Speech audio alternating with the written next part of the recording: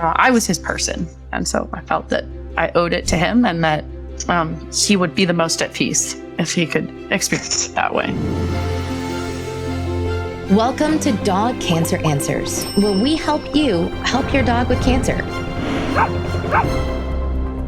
So, Dr. Anderson, tell us a little bit about your heart dog, Ludo. Yeah, my heart dog, Ludo, was a 160-pound Great Dane mix, all black, who just, I think, he just came into my life when I really needed him, and was with me through vet school and through having my children. And I think, and he had just, I just think there are some dogs that you have in your life, or a dog that you have in your life that touch you in a way that really changes you for life. And I think while many dogs in our life do this in one way or another, I think a lot of people would agree that there will often be one that there's something maybe even indescribable that they did for you that will have such a lasting impact. And he was that. He didn't pass from cancer, but he had a disorder of his, he had laryngeal paralysis. So he wasn't able to swallow and not inhale his food. And so he just got repeat pneumonia over and over and over in the last year and a half of his life. And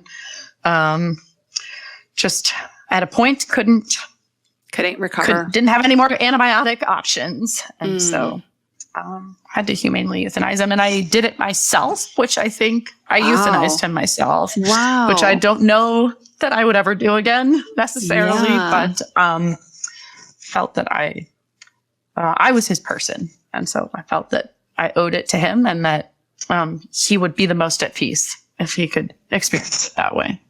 So my heart dog, Ludo, had a way of touching my life in many different ways. Sometimes when people talk about their heart dog, there really isn't anything to say. It's really just a kind of a space like a space that they create. And I think anybody who's had a heart dog or a dog, but especially that heart dog that just speaks to you. And for me, it's like my heart dog, Kinga, she saw who I was and she loved me as I was.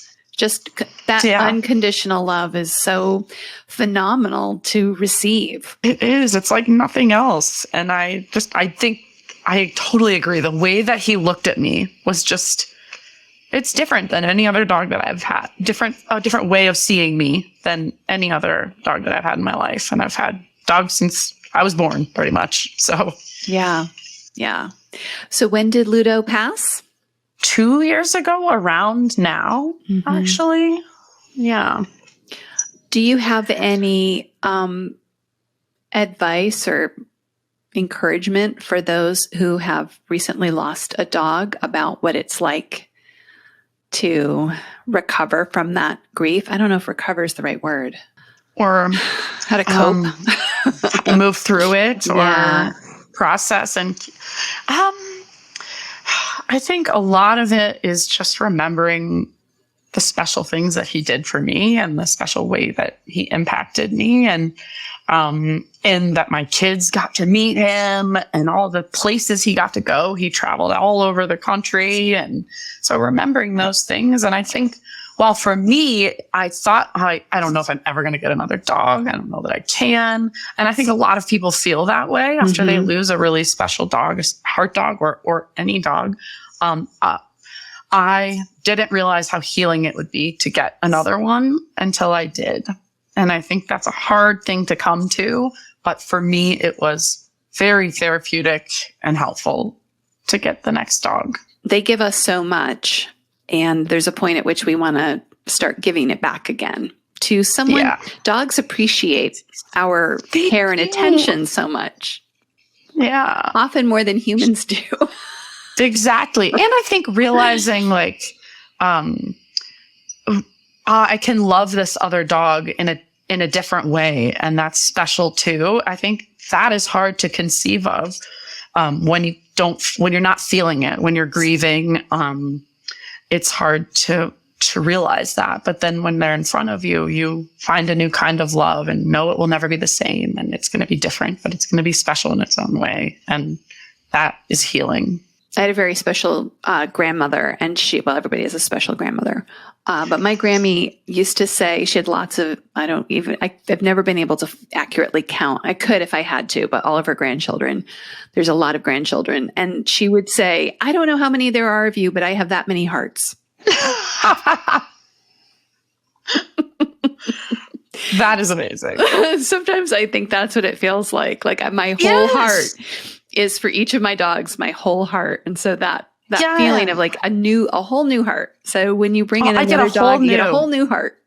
Exactly. You get a whole new heart, a whole new way of thinking and way of loving. And it's a special thing to be able to do. I mean, yes, my husband has this saying where he's like, the worst thing about dogs is that you have to have a lot of them in your life. But the best thing about them is that you get to have a lot of them in your life. Oh, I love that. So that it's so good. It's just like, yes, we have so many throughout our lives because they don't live as long, but that means we get to love that many times over and experience those relationships so many times over. And that's a lucky thing that we get. Thank you, Dr. Anderson. This has been pleasure. Wonderful to talk to you about your heart dog, Ludo. Thank you. Thank you. This show is brought to you by dogcancer.com, where over 40 veterinarians, veterinary oncologists, cancer researchers, and science writers pull together to bring you better information today so you have no regrets tomorrow. We do the research, we talk to the folks in the trenches, and sift through the hype and the anecdotes. That's dogcancer.com. Start your own research at dogcancer.com today so you have no regrets tomorrow. Thank you for listening to Dog Cancer Answers. If you'd like to connect, please visit our website at dogcancer.com or call our listener line at 808-868-3200. And here's a friendly reminder that you probably already know. This podcast is provided for informational and educational purposes only. It's not meant to take the place of the advice you receive from your dog's veterinarian. Only veterinarians who examine your dog can give you veterinary advice or diagnose your dog's medical condition. Your reliance on the information you hear on this podcast is solely at your own risk. If your dog has a specific health problem, contact your veterinarian. Also, please keep in mind that veterinary information can change rapidly. Therefore, some information may be out of date. Dog Cancer Answers is a presentation of Maui Media in association with Dog Podcast Network.